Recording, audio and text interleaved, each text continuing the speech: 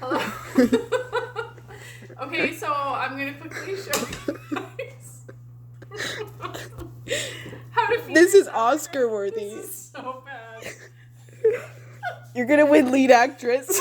Okay. In a sourdough vlog. This is my sourdough starter. It's really nice and bubbly.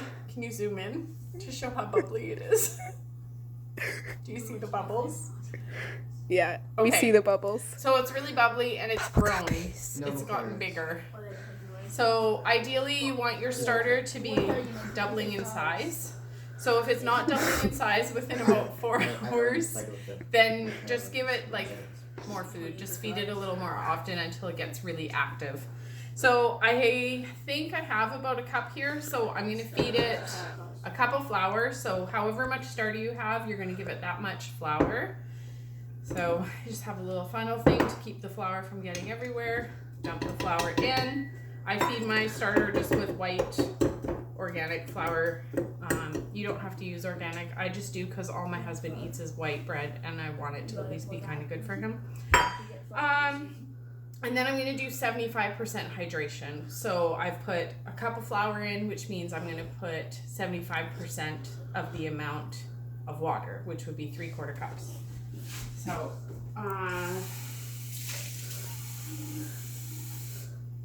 if you live in town and your water is chlorinated, you do not want to use your tap water unless it's sat out uncovered for a day or so to let the chlorine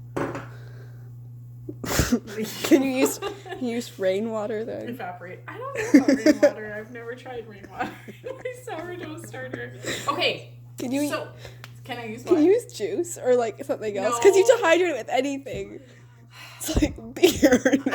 No. Well, beer would actually probably be really good. I'm sorry. It has all the fermentation-iness. Okay, so then all you're gonna do is mix it with a wooden or plastic spoon. You never want to use metal. I don't use plastic because I don't like plastic and I try to avoid plastic for the most part.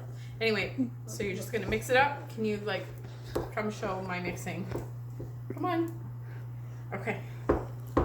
And okay, so this is about my consistency. It's like a thick pancake batter or like a muffin batter. So I'll show it looping.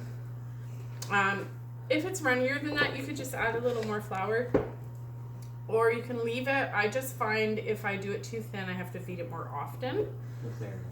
Now, if you are getting ready to feed your starter and there's way more than you need, you can pour off. Sorry, I just got off my hands.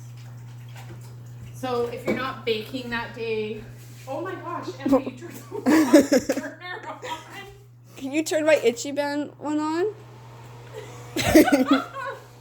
Okay. Beautiful You're not gonna be able to hear me. Okay, so if you're not baking that day, you're just feeding your starter to keep it happy. You want to pour off until you have like a cup left. What I do with that is I'll just save it in a container and then I'll mix in a lot of eggs until it's runny and I'll make crepes out of it. And my kids like it. They like that more than they like sourdough bread. What? Well, not you. There's only like 2 of you guys that. Okay. The other thing is, lots of you are asking me about recipes. My recipes that I use are out of this book. If you're not at a place where you can buy a recipe book right now, Shannon Stonger, who writes this, she is often written for Cultures for Health. They have a web page and they have a lot of information about sourdough, so you can go check them out. I haven't tried the recipes because I have this book, but everything I've seen there I've really liked. They talk about kombucha and yogurt making and all sorts of culturing things. Okay, if you have any other questions on that, you can let me know. Thanks. Bye.